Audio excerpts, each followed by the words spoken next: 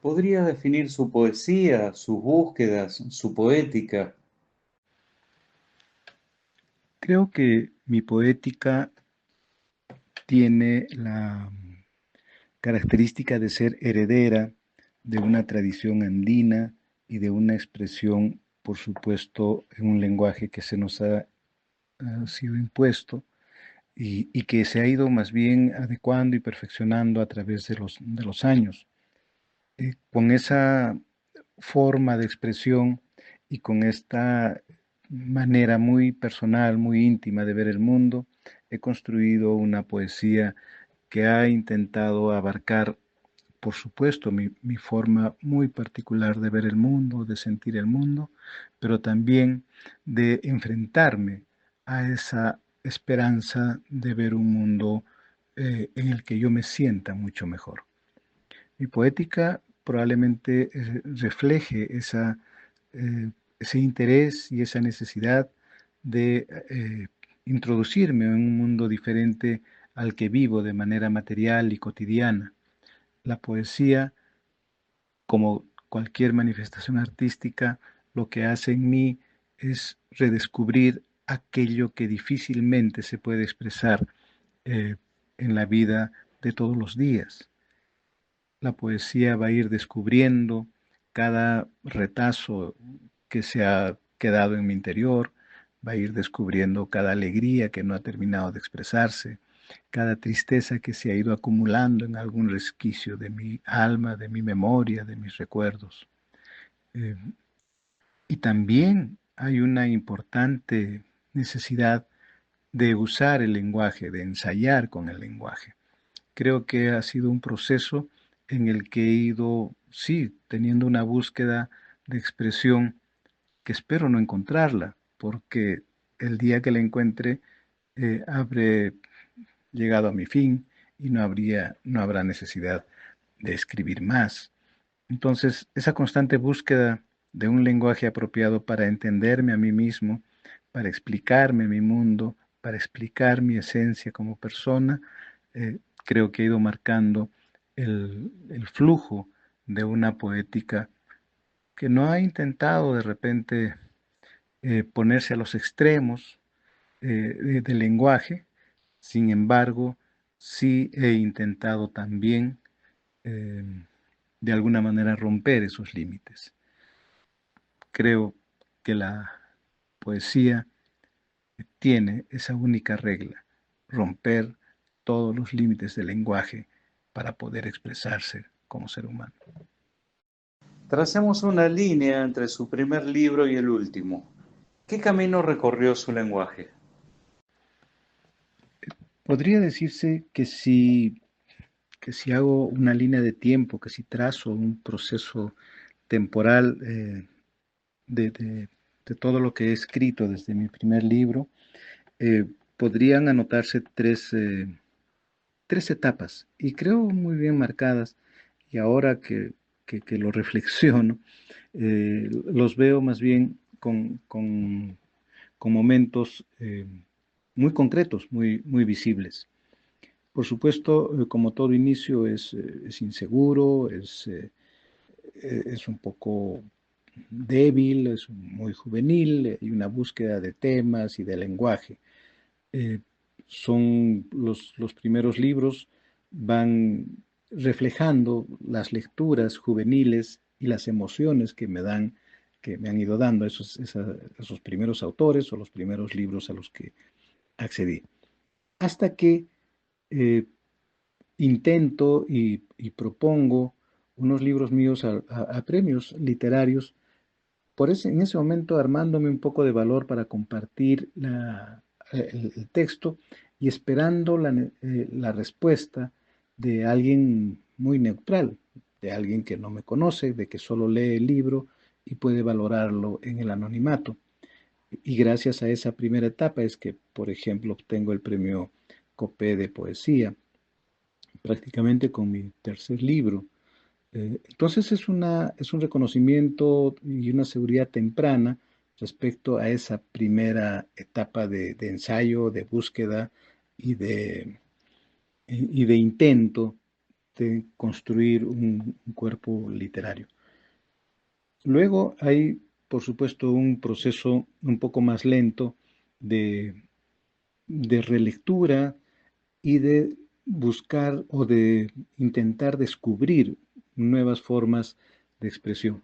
Sin embargo, recuerdo mucho que esa segunda etapa, podría decirse, hay un mayor interés respecto al uso del lenguaje. Hay mayor ensayo en la construcción de los versos, en la construcción de los poemas, una seguridad más afianzada en la experiencia que uno va adquiriendo respecto a cómo construimos estos procesos de formación, hasta que se marca una nueva etapa, precisamente también con los premios. Resulto finalista de un premio internacional en España y considero que esa forma de expresión o esos temas que adopto en esta segunda etapa tienen también ahí un fin. Y la tercera etapa que podría añadir ya son libros en el que retorno a lecturas iniciales y especialmente a los clásicos. El último libro que se publica en este año 2025 en Iquique, en una editorial Navaja, de jóvenes que están proyectando una nueva forma de expresión literaria y editorial, publican un libro que titula No es este tu reino y que tiene que ver con una nueva forma de ver la poesía clásica. Antígona es una de las protagonistas, pero también es una Antígona que ve el mundo contemporáneo y ve cómo hay otras mujeres en este nuevo territorio, en este mundo en el que nosotros habitamos, en esta América Latina tan fuerte, tan intensa, que también han hecho un sacrificio de vida para defender ideales, derechos, libertades. Entonces, esa nueva forma de expresión un poco más clásica, un poco más seria, digamos, va a marcar una nueva eh, escritura, una nueva manera de ir enfrentando los temas que más bien son transversales y que me siguen asaltando desde el primer día que escribí. Temas como la soledad o la nostalgia, que han ido marcando, es cierto, mi expresión y que ahora me voy dando cuenta que han sido permanentes y han sido eh, constantes en esta línea de tiempo, que si bien podría notarse en las formas de expresión, creo que internamente esta línea de tiempo sigue siendo uniforme y única respecto a los temas que siempre me han interesado, me han asaltado o me han obsesionado.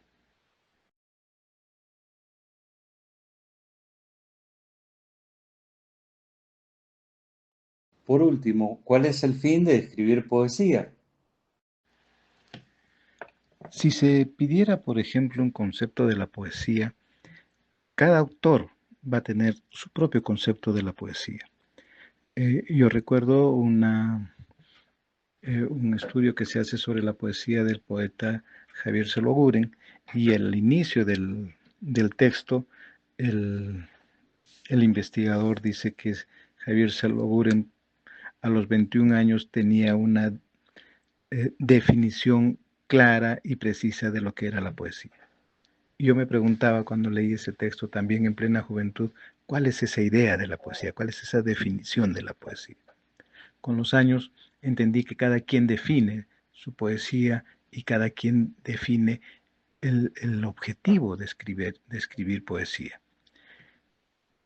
Es un lugar común decir que la poesía es un vano oficio, no sirve de mucho, no sirve para nada, pero sin embargo puede hasta salvar vidas. Y el objetivo de la poesía es, creo eso, primero salvar la vida de quien la escribe y luego ya tomará su propio rumbo y verá si asalta las emociones de otra persona, de otro lector, ya veremos si esa poesía le salva la vida a otra persona o si esa poesía termina por descubrir el alma de otro individuo. Creo que en el fondo quien decide escribir un poema está decidiendo expresarse para descubrirse a sí mismo. Tal vez no sé si sea muy ilustrativo, pero alguna vez alguien entre broma y en serio me dice, qué bonito atardecer estamos viendo, y ahora tú que puedes manejar mejor las palabras podrías describir mejor este amanecer tan hermoso que vemos. Y le dije, lo que acabas de decir es lo más hermoso que se puede escuchar respecto a ese amanecer. Porque claro, eso es lo que nos sale del alma a cada uno. Yo no puedo escribir por otra persona, no puedo expresar lo que otro ve, no puedo expresar lo que otro siente. Entonces la poesía, una vez más, se va a reducir a esta expresión íntima, a esta expresión muy personalísima, muy oscura de cada uno. El fin de la poesía creo que es descubrirnos desde adentro, ver qué hay en el interior de nosotros, eh, para que podamos eh, sentirnos totalmente satisfechos de lo que estamos sintiendo en determinado momento. Eh, por supuesto, la poesía hay que trabajarla, hay que estudiarla, hay que manejarla, hay que usarla, moldearla como cualquier orfebre, como cualquier artista, como cualquier detallista.